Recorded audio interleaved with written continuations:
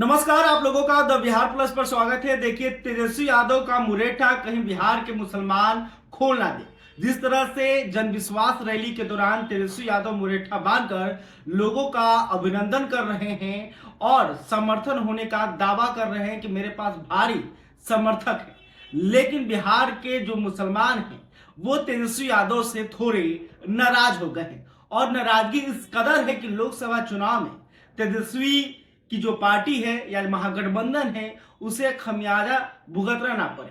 दरअसल आज सीवान में तेजस्वी यादव गए थे। सीवान, जिसे मोहम्मद शहाबुद्दीन का गढ़ कहा जाता है, उनके परिवार का बड़ा प्रभाव है, लेकिन सीवान में जाकर तेजस्वी यादव ने ना ही हिना साहब से मुलाकात की, ना ही उन्होंने अपने भाषण के दौरान एक बार भी मोहम्मद शहाबुद्दीन का जिक्र किया। वही मोहम्मद शहाबुद्दीन जब तक उनकी सांसें चलती रही तब तक वो राजद के साथ रहे, लालू प्रसाद यादव के साथ मजबूती से खड़े रहे और किस तरह से लालू प्रसाद यादव को बिहार का मुख्यमंत्री बनाने के पीछे उनका मुख्य योगदान था, उसे आज तेजस्वी यादव ने भुला दिया। तेजस्वी यादव ने ना मोहम्मद शहाबुद्दीन का जिक्र किया और ना ही उन्होंने हिना साहब को मनाने के लिए कोई प्रयास किया, क्योंकि जिस तरह से तेजस्वी की रैली के बाद ही हिना साहब का बयान आया है वो काफी महत्वपूर्ण है। हिना साहब ने कहा कि देखिए, मेरा उसी दिन जो है गांव में कार्यक्रम था और तेजस्वी यादव की रैली का कोई जानकारी उन्हें नहीं था कि आखिर ये कार्यक्रम कौन कर रहा है और क्यों हो रहा है। उन्होंने यह भी कहा कि हम तो चुनाव लड़ेंगे ही, हम लोग जनता के बीच रहे हैं, जनता का सेवा करते रहे हैं और आगे भी करते रहेंगे। मैं लड़ूं या मेरा बेटा लड़े या फिर कोई मेरा समर्थक लड़े, वो तो लड़ना तय है। वहीं जब पार्टी के सिंबल की बात की गई कि आखिर आप किस पार्टी से लड़िएगा, तब हिना साहब ने कहा कि देखिए, पार्टी अभी तय नहीं है, सिंबल आपको मालूम चल जाएगा जैसे ही हमारे तरफ से नामांकन किया जाएगा। इसके साथ ही उनसे जब पूछा गया कि नीतीश कुमार एक बार फिर से पलट गए हैं और बीजेपी के साथ जाकर उन्होंने सरकार बना ली है, तब साफ साफ हिना साहब ने कह दिया कि हम इसकी निंदा नहीं करते हैं, क्योंकि बिहार में ऐसा होता रहा है और आज किसी की भी सरकार हो, बस बिहार की बेहतरी के लिए अगर काम हो रहा है तो वो ठीक है। तो हिना साहब के इस बयान से आप अंदाजा लगा सकते हैं कि हिना साहब किस तरह से आरजेडी से नाराज चल रही हैं, लालू प्रसाद यादव से नाराज हैं।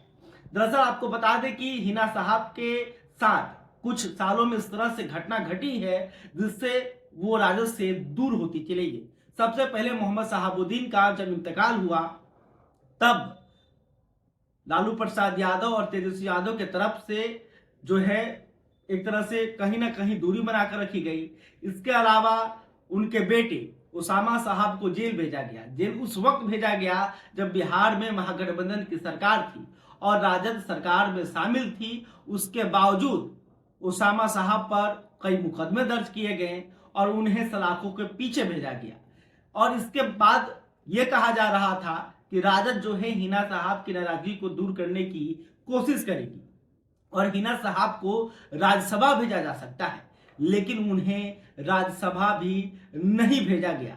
एक मुस्लिम का टिकट काटकर, जो पहले उस सीट पर मुस्लिम सांसद थे, उनके जगह पर संजय यादव को भेजा गया। तो एक ये जो मैसेज गया है बिहार के मुसलमानों के बीच कि राजद जो है वो सिर्फ एक परिवार और एक खास जाति का पार्टी बनकर रह गई है। वहीं बिहार के मुसलमानों को एकजुट करने के लिए ओवैसी भी लगातार बिहार में प्रयासरत है। उनकी जो पार्टी एमआईएम है वो बहुत ही तेजी से बिहार में काम कर रही है और अंदाजा लगाया जा रहा है कि 2024 के चुनाव में कम से कम 4 से 5 सीटों पर एमआईएम अपना उम्मीदवार उतार सकती है। आपको बता दें कि मुसलमान जो राजद के कोर वोटर माने जाते थे, उनके ही कारण एमवाई समीकरण का नामकरण चल रहा था। अब तो तेजस्वी एमवाई समीकरण की बात नहीं कर रहे हैं बल्कि बाप समीकरण की बात कर रहे हैं। तो क्या मुस्लिम वोट को तेजस्वी नजरअंदाज कर रहे हैं या फिर उन्हें मालूम है कि बिहार के मुसलमानों के पास कोई अन्य विकल्प नहीं है, अगर उन्हें भाजपा को हराना है तो उन्हें मजबूरन राजद को वोट करना ही पड़ेगा। लेकिन ओवैसी जिस तरह से सीमांचल क्षेत्र में लगातार काम कर रहे हैं, किशनगंज, अररिया, पूर्णिया, इसके अलावा सुपौल, ऐसे कुछ 4-5 सीट है जहां पर मुसलमान ही चुनाव का कौन जीतेगा कौन हारेगा ये तय करते हैं। इसके अलावा सिवान में भी मुस्लिम वोटरों की संख्या काफी अधिक है और हिना साहब अगर किसी को चाहेंगी तो वहां पर आसानी से हरा सकती हैं। तो हिना साहब आगे चलकर क्या करने वाली है इस पर सबकी निगाहें टिकी हुई है। कहा जा रहा है कि हिना साहब नीतीश कुमार के साथ जा सकती है, क्योंकि उन्होंने कुछ दिन पहले ही ये कहा था कि हमें किसी रंग से कोई दिक्कत नहीं है, हम सबको एक समान मानते हैं और हम भेदभाव की राजनीति नहीं करते हैं। और कुछ दिन पहले ही चिराग पासवान ने हिना साहब से मुलाकात की थी, तो ऐसे में यह भी चर्चा है कि चिराग के पाले में भी हिना साहब जा सकती है। तो हिना साहब आगे चलकर क्या फैसला लेती है इसका प्रभाव पूरा बिहार में देखने को मिलेगा। और यह सच है कि बिहार के मुसलमानों का एक जो आबादी है वो राजद से नाराज चल रहा है, तेजस्वी यादव से नाराज चल रहा है, क्योंकि जिस तरह से उस परिवार को राजद ने नजरअंदाज किया जो कई सालों तक राजद के साथ खड़ा रहा, राजद के लिए काम करता रहा और बिहार के मुसलमानों को एकजुट करके राजद के पीछे रखा, लेकिन अब उसी परिवार को तेजस्वी यादव नजरअंदाज कर रहे हैं। तो इसलिए मैंने कहा कि कहीं बिहार के जो मुसलमान हैं वो तेजस्वी यादव का मुरेठा खोल ना दे।